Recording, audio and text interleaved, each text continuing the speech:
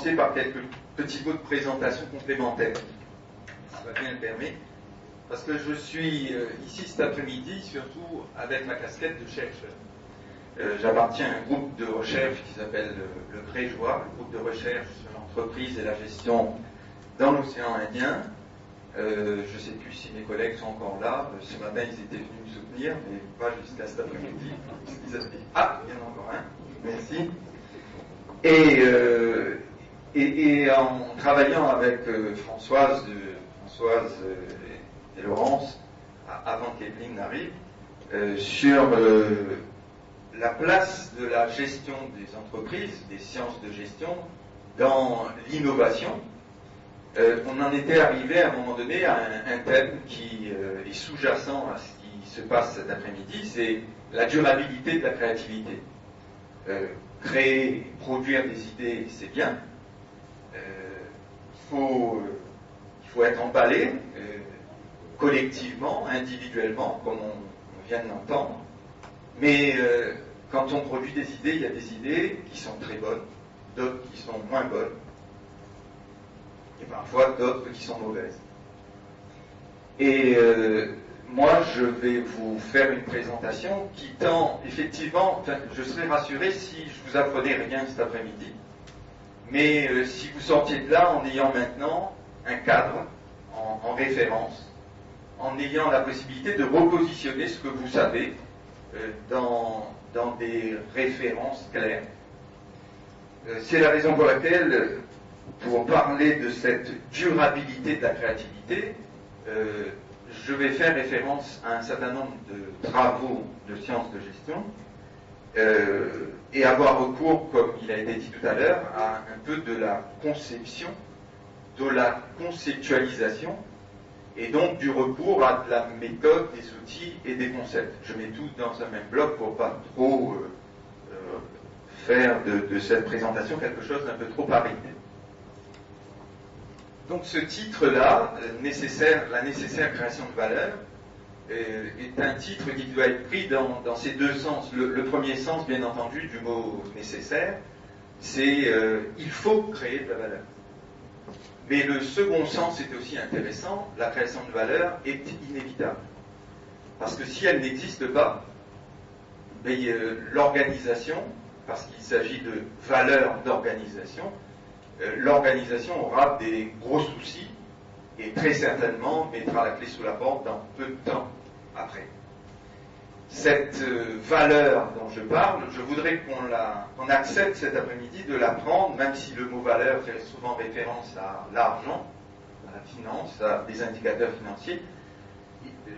J'attends de vous que vous fassiez l'effort, à chaque fois que je vais prononcer le mot valeur, de mettre comme qualificatif de valeur, comme indicateur, aussi bien entendu la valeur économique, mais aussi la valeur sociale, la valeur humaine, la valeur sociétale, la valeur politique, et pourquoi pas, parce qu'on est aussi à La Réunion, valeur culturelle et cultuelle. Quand je ne prononcerai plus tous ces qualificatifs-là pour simplifier, création de valeur pour une organisation. Alors ce mot organisation est aussi utilisé dans nos recherches à nous, pour indiquer qu'on a, bien entendu, la plupart du temps, je travaille dans un IAE, un Institut d'administration des entreprises. Donc la plupart du temps, on observe des entreprises, des petites, des moyennes, des grandes, des entreprises d'activité industrielle, d'activité agricole, d'activité commerciale, mais aussi nous travaillons sur des organisations autres que des entreprises, et qui sont des associations, ou qui sont des collectivités locales, ou qui sont tout simplement des administrations publiques. Et vous allez voir que la présentation qui est faite cet après-midi, nous avons essayé, nous autres chercheurs, de faire l'effort de lui donner un caractère général qui s'applique à tout type d'organisation. Bien entendu, il y a des transpositions à faire, il y a des précautions à prendre lorsqu'on veut parler d'entreprise, de stricto sensu de flux financiers, alors que quand on est dans une association à but non lucratif, forcément on est en train de parler d'autres types de résultats. J'ai dit tout à l'heure que je faisais référence à des travaux de stratégie. Les chercheurs savent bien que quand on fait une présentation, on rend à César ce qui appartient à César. on emprunte des idées à des auteurs, on emprunte des idées à des collègues, on emprunte des idées à des collaborateurs. Moi, je voudrais citer très rapidement le nom de Guy Forrer, c'est un collègue consultant qui a travaillé avec un certain nombre de concepts que vous allez voir ici. 2 cabinets de consultants aussi ont travaillé sur un certain nombre de choses que vous allez voir dans un instant, le cabinet Technoption et le cabinet BFH. Et pour ce qui est des auteurs en stratégie, là la liste est tellement longue que je les ramènerai sous le label des auteurs principaux de la recherche en stratégie, surtout dans les 10 dernières années, et je ne m'aventurerai pas à en citer un, sauf à lui donner un peu plus de valeur, de crainte de lui donner un peu plus de valeur que d'autres.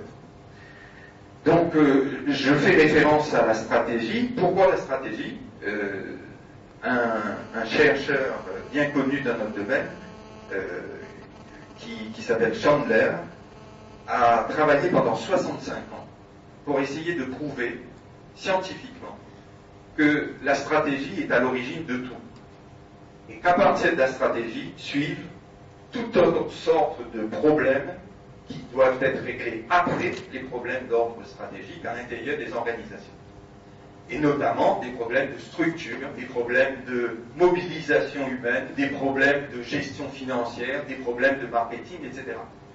Il n'y est pas arrivé, après 65 ans, il n'y est pas arrivé de façon rigoureusement scientifique.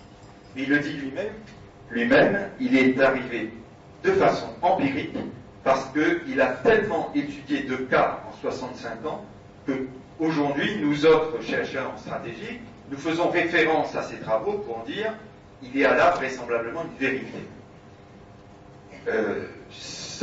J'ai cité 65 ans, vous verrez que cette citation, elle ne date pas de 65 ans, puisqu'elle a été produite par Sénèque. Nul vent n'est favorable à celui qui ne sait pas où il veut aller. C'est la citation symbolique même de la stratégie. Si je n'ai pas d'objectif, si je n'ai pas de vision, les vents, il se peut qu'ils me soient défavorables, il se peut qu'ils me soient favorables, il se peut que le hasard me permette de réussir, mais ça sera toujours un hasard. La plupart du temps, j'aurai du mal à réussir et j'irai plutôt vers des situations d'échec. Stratégie, et c'est quoi stratégie? Si j'osais monter sur ma chaise de tout à l'heure en faisant un petit sondage, en essayant de vous demander une définition de ce mot-là, c'est un mot qui est passé dans le langage courant. Pour notre présentation de cet après-midi, au lieu de rentrer dans des grands développements théoriques, on va juste prendre une définition en 4 ou 5 mots. Une stratégie, c'est une réponse. C'est une réponse d'un acteur, donc il faut connaître qui est cet acteur, bien entendu. C'est un grand, c'est un petit, c'est un groupe nombreux, c'est toutes les organisations aussi diverses que j'ai citées tout à l'heure. Donc c'est la réponse d'un acteur à une question posée par son environnement. Et du coup, on a débordé le problème. Maintenant qu'on a dit ce que c'était qu'une stratégie, reste à dire ce que c'est que cet environnement. Alors, pour ce mot environnement, là, il faut être un peu plus large que ce qu'on a l'habitude d'entendre derrière le mot environnement, surtout depuis que l'on parle de développement durable. Le mot environnement sert en fait à spécifier la question de quel regard nous devons avoir lorsque nous voulons examiner des problèmes de stratégie. Et ce regard, en fait, n'est pas unique. Ce regard, il part d'abord de notre organisation. Connais-toi toi-même.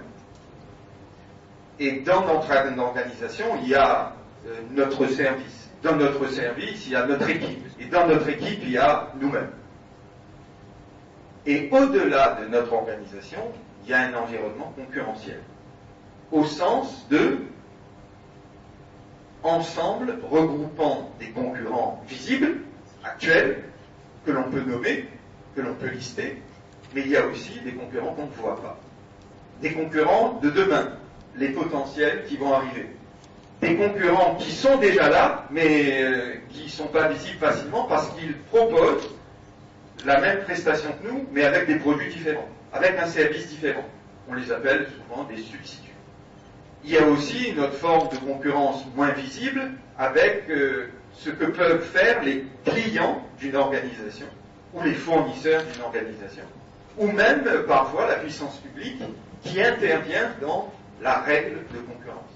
Donc, l'environnement concurrentiel, c'est quelque chose d'assez difficile à définir, et pourtant il faut passer par là, j'y reviendrai dans un instant. Et au-delà de l'environnement concurrentiel, il y a l'environnement tout court, l'environnement global.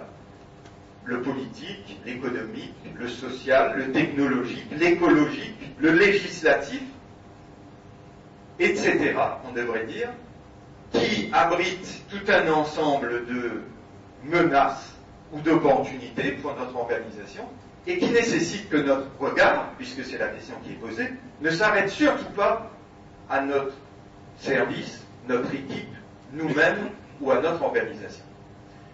Le sens de ce schéma, pour nous mettre dans l'ambiance de la bonne élaboration de la stratégie, le sens de ce schéma est aussi de dire que nous avons à balayer du regard notre organisation, l'environnement concurrentiel, l'environnement global, revenir à l'environnement concurrentiel, revenir à notre organisation et le faire en permanence. Pour quelle raison? Pour optimiser le résultat de notre créativité. Produire des idées, c'est bien. Produire des bonnes idées, c'est mieux.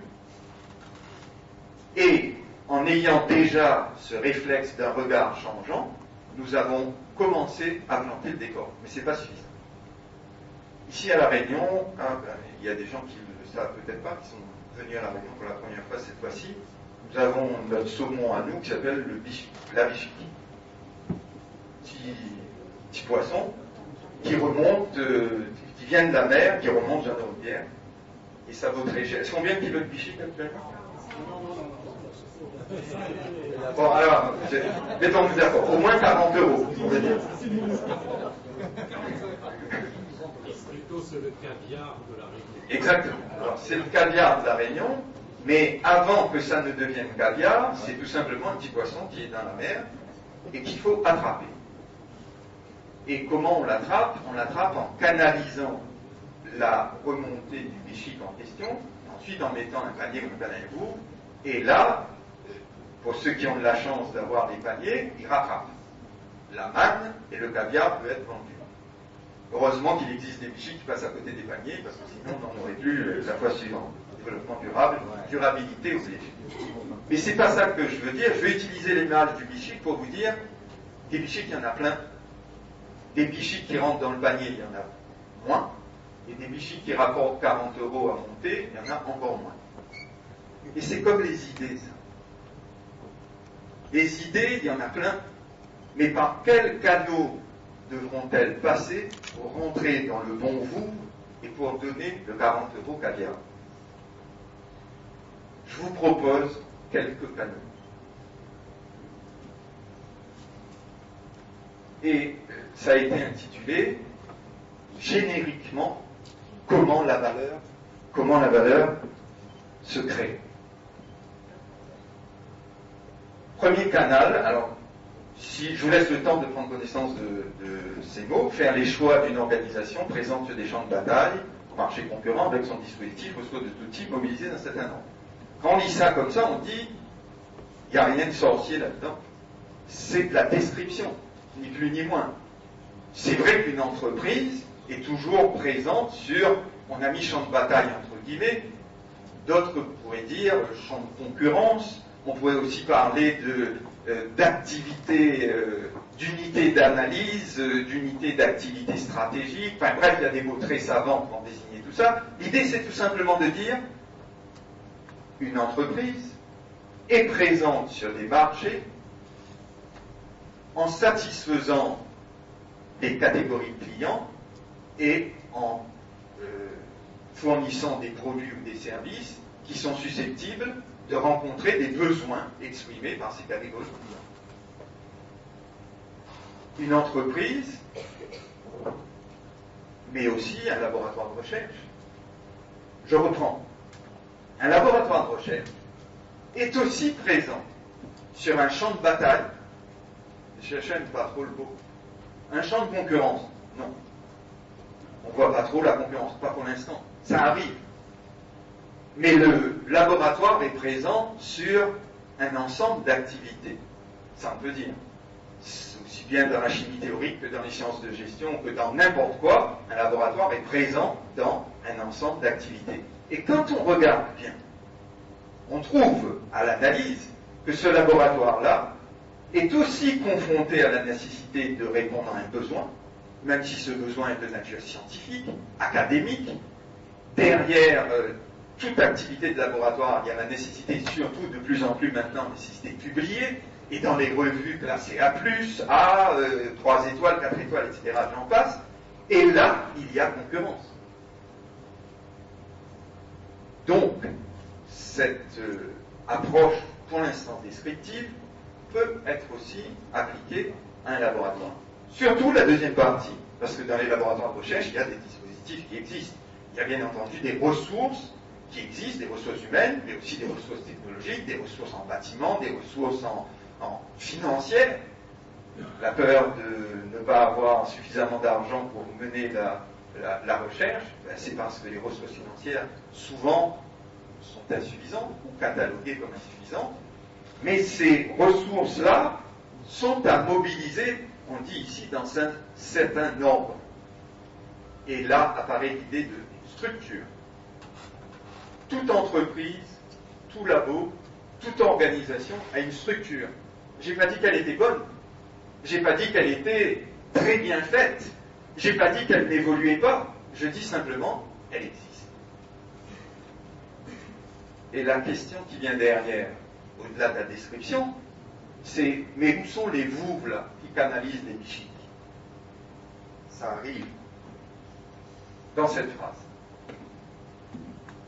Tout ça, la présence sur un champ de bataille avec des structures de ressources, mobilisant ces ressources-là suivant un certain ordre, tout ceci est fait pour respecter des règles d'adéquation, comme c'est bien écrit là ici, des règles d'adéquation qui gouvernent avec le hasard, parce que le hasard existe toujours, le hasard, donc l'incertitude, donc le risque, et il faut prendre le risque, donc qui gouverne avec le hasard l'issue du, je remets combat entre guillemets, parce que j'ai oublié de dire que c'était les militaires qui avaient inventé depuis très longtemps, et même avant les militaires, les hommes se battaient selon des stratégies pour survivre, bien entendu, donc ce mot stratégie est souvent relié à l'activité militaire, tout ce mot combat. On va le mettre entre guillemets.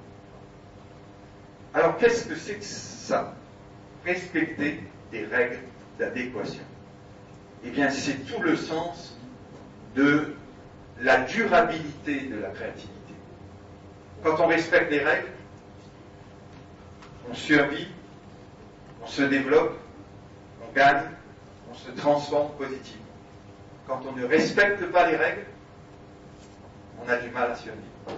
À La Réunion, 5000 créations d'entreprises à peu près, 4500 fermetures d'entreprises par an. Par an. Ça fait pas beaucoup en net. Et la question est posée, quelles règles d'adéquation ces 4500-là n'ont pas respectées? Je vous propose d'aller un petit peu plus loin pour les découvrir, au moins leur partie conceptuelle. On va essayer de donner des exemples dans un instant. Vous voyez ce joli cube jaune qui est là? C'est celui-là qu'on va appeler valeur.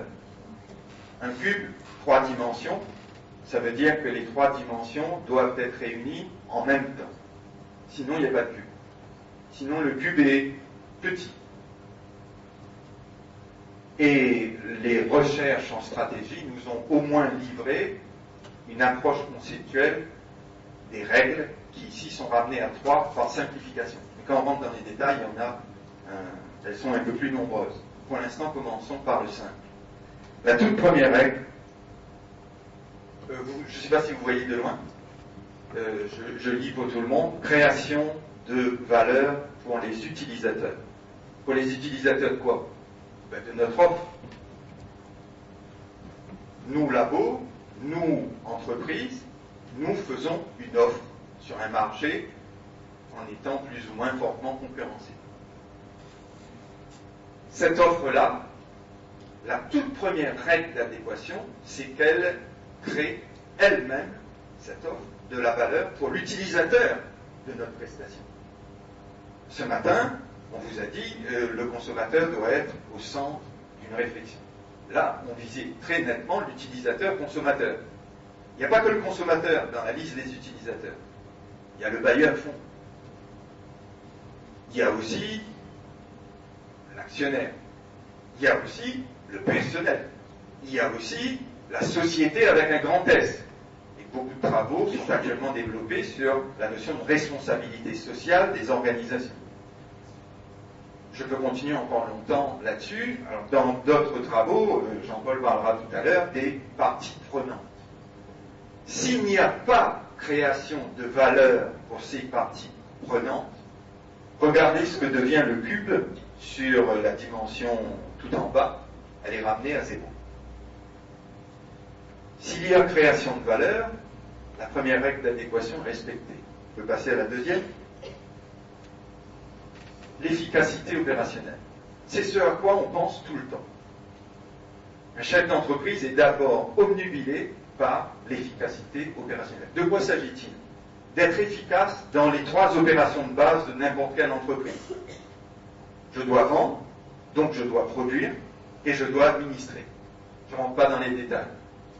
Les 3 grandes catégories d'opérations, de production, de vente, d'administration, doivent être réalisées avec efficacité. Et plus elles seront réalisées avec efficacité, et plus il y aura création de valeur. Ou plus il y aura de chances que la valeur soit créée. Pourquoi je dis que le chef d'entreprise est obnubilé par ça? Tout simplement parce que s'il ne produit pas, il n'y a pas d'entreprise. S'il ne vend pas, il n'y a pas d'entreprise. S'il n'administre pas un tant soit peu, en comptabilité, etc., il n'y a pas d'entreprise. Donc c'est la première chose que l'on voit. Et ce matin, il y a eu aussi des présentations qui ont mis en avant la nécessité de produire différemment, en innovant par la technique. Il y a tout un aspect caché de l'iceberg qui est l'innovation par le management, par la mentalité, par le capital intellectuel impalpable. Alors, c'est bien que le bilan humain existe maintenant, je l'ai appris. De temps en temps, on arrive quand même à mesurer des choses, mais la plupart du temps, on est dans du domaine de l'intangible, à côté de ces choses visibles, que sont la technique et l'évolution et les innovations techniciennes. Mon deuxième move, c'est l'efficacité opérationnelle. En fait, le troisième, c'est le plus compliqué. C'est le fait que ça s'appelle avantage concurrentiel durable. Là-dedans, il y a le mot avantage, il y a le mot concurrentiel, il y a le mot durable. Avantage d'abord. Un avantage, c'est quelque chose qui m'est propre et qui fait que le client, l'utilisateur final ou le prescripteur viendra vers moi et pas vers les autres, parce que j'ai un avantage sur les autres.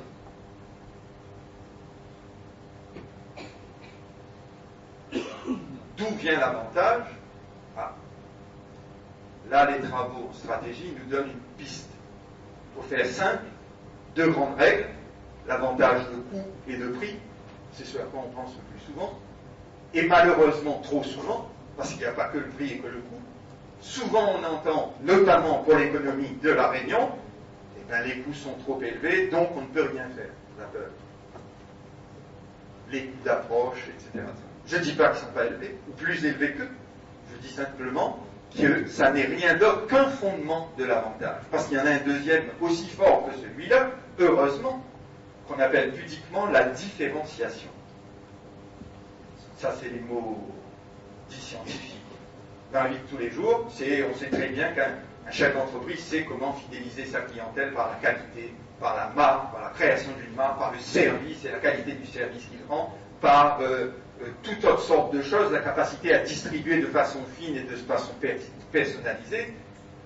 Bref, tout ce qu'il y a derrière ce mot différenciation, c'est une deuxième voie possible pour que l'avantage puisse être créé. Et j'aurai un avantage, évidemment, si mon coût est plus bas que mon concurrent, et j'aurai un avantage si ma différenciation est meilleure que celle de mon concurrent.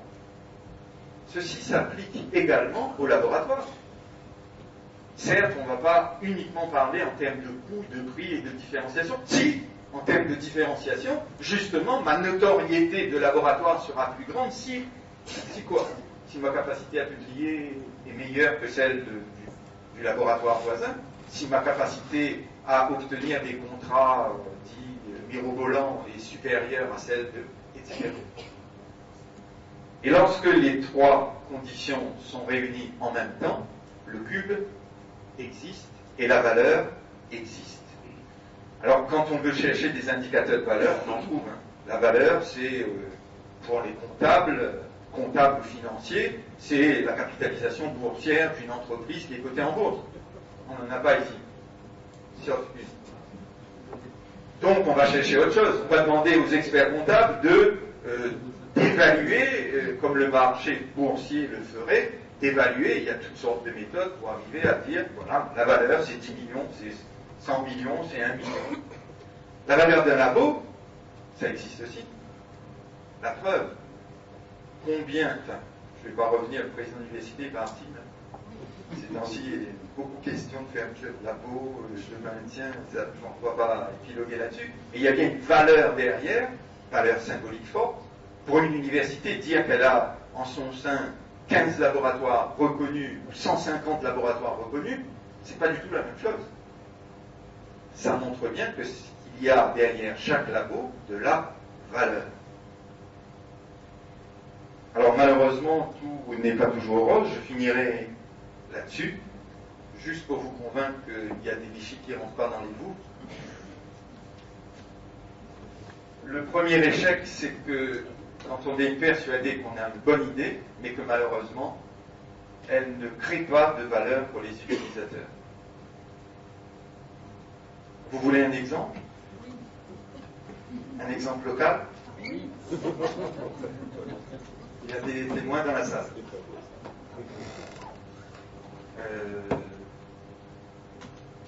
Il y a des gens qui sauront un peu ce qu'il y a derrière mon exemple. Il fut un temps ici à La Réunion où il y a eu une ferme de tortues marines qui écoulait des produits sur un marché concurrentiel. C'est pas le cas, c'est plus le cas actuellement. La ferme existe toujours, mais ça a été transformé en petite ferme. Je parle de ce temps-là. Il y avait des produits qui existaient. Ces produits, par exemple, prenons le produit le plus original. La plupart d'entre vous ne le connaissent pas, le calipache. Le calipache, c'est une espèce de substance gélatineuse qu'il y a entre la viande de la tortue et sa carapace. Ce calipache-là est extrêmement prisé chez nos clients d'Extrême-Orient. Je ne rentre pas dans les détails des avantages qu'on trouve au calipache, mais ça vaut le coup. On pouvait produire calipache à La Réunion. Efficacité opérationnelle, grande. Avantage compétitif. On était les seuls, non pas tout à fait les seuls. À cette époque-là, il y avait 4 fermes comme ça dans le monde. 4. Donc, il n'y en avait pas à Maurice, il n'y en avait pas aux alentours dans toute la zone océanienne. On était les seuls. Dire qu'on avait un avantage et d'antériorité et d'existence. Unique. Qu'est-ce qu'il n'y avait pas dans ce cas? Le client japonais, il était prêt à payer. Alors expliquez-moi, comment se fait-il que cette affaire-là disparaisse? Parce qu'il y avait une valeur pour l'utilisateur qui n'existait pas, pour un certain utilisateur. Lequel? L'utilisateur écologiste. Donc derrière, l'utilisateur politique. Et ni l'un ni l'autre n'accordaient de la valeur à l'opération. Conclusion, vertueux. Certains qui sont dans la salle peuvent témoigner, je ne rentre pas dans les détails. Je peux passer à l'autre situation. Ah, là, on a une autre situation. Cette fois-ci, il y a de la valeur pour les utilisateurs, on a un avantage par rapport à nos concurrents, rendez-vous. pas d'efficacité dans les opérations. Vous voulez un exemple? Oui. Local aussi? Oui. Ça fâche. Beaucoup plus que dans le premier cas. Je vais prendre un exemple du passé. Ah, si. Monsieur Pony a peut-être connu cet exemple-là, sucre naturel de Bourbon. C'était une belle opération, ça, où c'était un sucre, comme son nom l'indique, sucre naturel, un sucre hautement performant, et qui, à l'époque, quand le rapport des prix était le suivant, quand on vendait 1 kilo de sucre de base destiné à être raffiné, c'était de l'ordre, à l'époque c'était des francs, donc je vais dire les francs parce que je m'en souviens, c'était de l'ordre de 1 franc. Quand on vendait le même sucre dans un sachet plastique, on était à 5 francs du kilo, et le prix du kilo de sucre dont je parle, qui est hyper naturel, écologique, bio, tout ce que vous voulez, lui, il était à 35 francs. Il y avait un client, des clients, c'était des clients étrangers. Seulement voilà, nous avons été capables de, quand je dis nous, c'est un collectif, nous avons été capables de produire 2 tonnes quand le client, à un moment donné, a passé commande pour des centaines de tonnes. Nous ne pouvions pas produire. Pas, et surtout pas avec la qualité exigée par les contrôles, les dits contrôles qualité nécessaires à l'appellation, et surtout à la vraie valeur, 35 francs du kilo. Même motif, même punition. Arrêt. Alors regardons le 3e cas. Là, nous sommes en face d'efficacité opérationnelle, il y a de la valeur pour les utilisateurs, mais nous n'avons pas d'avantage. C'est la situation qui, malheureusement, concerne la plupart de nos toutes petites structures. Alors, je ne vais pas entrer trop dans les détails, j'en citerai une qui est célèbre aussi, pour les étrangers, enfin pour les gens qui viennent d'ailleurs. Il y a quelque chose ici qui s'appelle poulet goudron. Ça fait pas beau d'entendre ça, mais il n'empêche que c'est passé dans la voie populaire que tous les dimanches, il y a des gens qui installent une capacité à griller des poulets, et là ça débite beaucoup, et il y a de la valeur derrière ça. 1 kilo de poulet coûte 7-8 euros, vous voyez. Et j'ai rencontré cette semaine, c'est pour ça que j'ai pensé à cet exemple, j'ai rencontré un vendeur de poulet goudron dimanche dernier, et je lui ai demandé si ça marchait son affaire. Parce que j'étais impressionné par la quantité de poulet grillé qu'il y avait. Ah, il m'a dit, les temps sont durs. Il était aux alentours de 10 heures du matin. Je l'ai revu, puisque c'était dans le coin où j'habite, je l'ai revu dans l'après-midi exprès. Il avait le même tas de poulet. Je lui ai dit, vous avez refait griller tout ça? Il m'a dit non, ce sont les mêmes. J'ai dit, ben alors, les temps sont vraiment très durs. Il m'a dit non. Il y en a 2 autres qui sont venus s'installer exactement, l'un à 500 mètres, l'autre à 800 mètres. Et depuis, j'arrive plus à vendre. Qu'est-ce qu'il y a derrière ça? Au-delà du désespoir de l'opération, que l'idée n'est pas passée par le canal de la création de l'avantage compétitif. Parce que si elle était passée par là, il y aurait eu tout de suite quelque chose, un clignotant rouge pour dire attention, mon offre peut être copiée. En l'occurrence, dans cet exemple-là, mon offre peut être copiée facilement. En l'occurrence, dans mon exemple, l'offre est copiée tout le temps, facilement. Et il y a des exemples comme ça à l'infini. Alors, vous vouliez savoir tout à l'heure pourquoi on avait 4500 entreprises qui ferment. Je vous ai donné un petit début de réponse. On peut rentrer dans beaucoup plus de détails que ça. D'ailleurs, quand vous regardez ce qu'il y a dans votre pochette, il y a encore 3 transparents. Mais quand on a mis au point notre présentation, j'étais déjà très long dans les premiers transparents, donc il a été souhaité que je m'arrête là. Alors je m'arrête mais en vous laissant un petit peu sur votre faim de poulet grillé. Tout à l'heure, on a dit nul vent n'est favorable à celui qui ne sait pas où il veut aller. Je ne veux pas vous laisser sur une espèce de sentiment que ce sont des choses compliquées, que la création d'entreprise, la création d'activités, que le développement d'activités, s'il faut passer par 40 vouves, on en finit plat et ça va nous bloquer. Donc je vous laisse sur une autre citation, un proverbe asiatique que j'aime beaucoup et qui prend le contre-pied de tout ça. Mais vous savez que les chercheurs, ils doutent tout le temps. Donc même moi qui balance là des termes très savants, je suis le premier à douter. La citation est la suivante. On ne va jamais aussi loin que quand on ne sait pas où on veut aller. Bonne continuation.